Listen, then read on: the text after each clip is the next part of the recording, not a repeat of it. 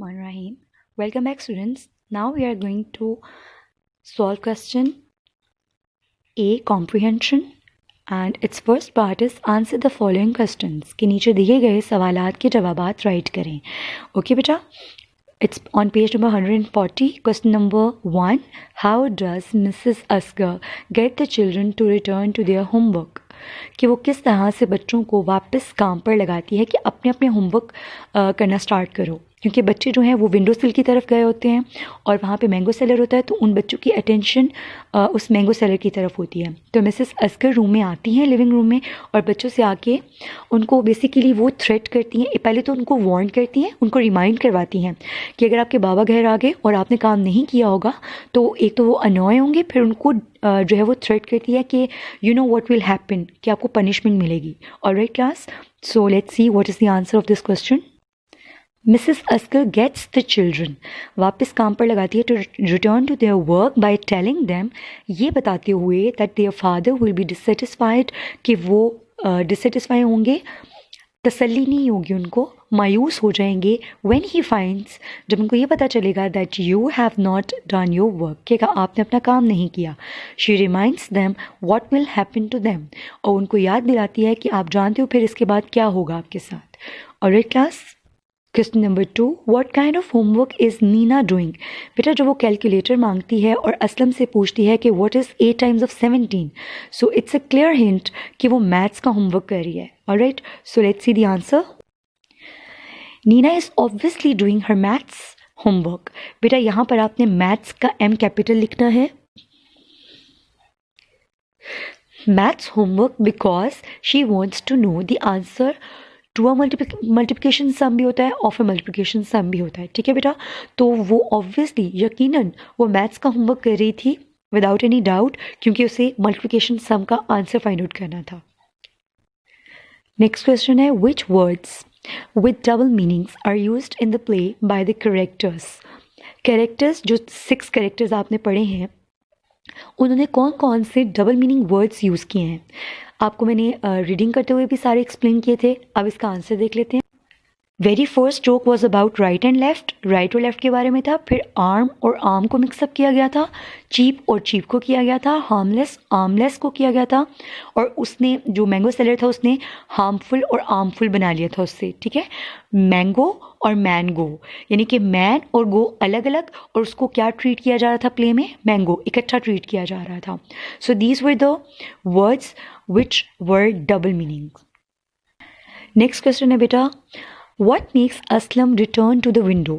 ऐसी क्या चीज़ थी जिसने असलम को दोबारा विंडो की तरफ जाने पर मजबूर कर दिया, खिड़की की तरफ जाने पर मजबूर कर दिया. Obviously his temptation for the mangoes. Remember, वो अपने आप को रेजिस्ट नहीं कर पाया था मैंगोस की टेम्पटेशन की वजह से. जी बेटे, the temptation to see the mangoes draws Aslam to the window again. Mangoes की जो टेम्पटेशन, यानी मैंगोस की जो मैंगो को देखने की जो लालच थी, उसने असलम को दोबारा विंडो की तरफ जाने पे मजबूर किया. नेक्स्ट क्वेश्चन है हमारे पास बेटा, does the mango seller speak correct English. What mistakes does he make. क्या मैंगो सेलर बिल्कुल सही इंग्लिश बोल रहा था. व्हाट मिस्टेक्स, कौन सी ऐसी मिस्टेक्स थी जो उसने की. The mango seller does speak standard English. वो बिल्कुल मुनासिब इंग्लिश में बात कर सकता था, apart from a couple of mistakes. सिर्फ कुछ मिस्टेक्स थी, apart from in Chand mistakes, couple of mistakes, कुछ मिस्टेक्स थी जो उससे हुई. द रेपिटेशन ऑफ मच, एक स्टेटमेंट आती है जिसमें उसने 2 टाइम्स, मतलब स्टेटमेंट में उसने 2 से 3 बार इस वर्ड को बहुत ज़्यादा यूज़ किया, हालांकि वहाँ पे इसकी ज़रूरत नहीं थी. ऑलराइट बेटा, नेक्स्ट क्वेश्चन है आपके पास, what does the mango seller find amusing. Mango seller को कौन सी चीज़ थी जो बहुत अम्यूजिंग लगी, बहुत फ़नी लगी. गिव 2 एग्जाम्पल्स, कोई सी 2 एग्जाम्पल्स दें. The mango seller loves loudly when he understands Aslam's pun on the words arm armless. जब उसको आर्म और आर्मलेस में, यानी कि आर्मलेस और आर्मलेस कहते हैं. ठीक है, यानी कि आर्मलेस यानी आर्म के बगैर और आर्मलेस यानी बाजू के बगैर. एक इस जोक पे उसको बहुत हंसी आती है बेटा. पन का मतलब होता है joke.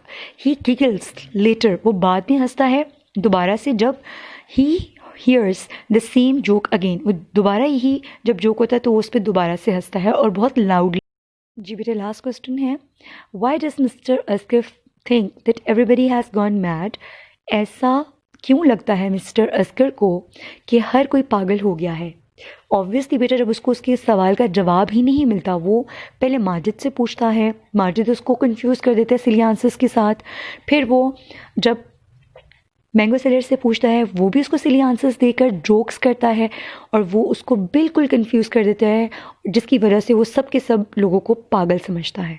So the answer is mister Askar. जी, mister Askar cannot get a straight answer to any of his questions. अपने किसी भी सवाल का उसको सही से सीधा सीधा जवाब नहीं मिलता। And all the members of his house, उसके घर के तमाम लोग including Majid are behaving very strangely, और सब के सब जो फैमिली मेम्बर्स हैं वो बहुत ही स्ट्रेंज बिहेव कर रहे हैं, बहुत ही अजीब बिहेव कर रहे हैं, ऑडली वियर्ड बिहेव कर रहे हैं। और राइट क्लास, इसी वजह से वो समझते हैं कि सब के सब पागल हो गए हैं। This question is more difficult, discuss it first. Why does Mrs Oscar collapse in the and? आखिर पे मिसेस अस्कर क्यों कोलैप्स कर जाती है, फर्श पर गिर जाती है? She has been shocked by Majid. वो माजिद के बिहेवियर की वजह से जो है ना, क्योंकि उसके हाथ में क्या है, नाइफ़ है, और वो समझती है कि वो पहले तो वो समझती है कि वो मैंगो सेलर को किल करने जा रहा है, फिर उसको कहता है कि ये मास्टर के लिए, तो वो समझती है मेरे हस्बैंड को किल करने लगा है। So these was the circumstances जिसकी वजह से वो शॉक हो जाती है। She has been shocked by Majid, उसको सदमा पहुंचा है, शॉक लगा है माजिद की वजह से, thinking that he is going to kill the mango seller with a knife, कि वो मैंगो सेलर को नाइफ से मारने वाला है, चाकू से मारने वाला है, मर्डर करने वाला है उसका। Alright students, now the questions are done here. You have to write these all questions in your notebooks and learn them by heart. Okay students, अपना बहुत सा ख्याल रखिएगा। Keep on doing hard work. आगे बढ़ते जाएं, रुकना नहीं है, आगे बढ़ते जाना है। Stay blessed. अल्लाह हाफ़िज़।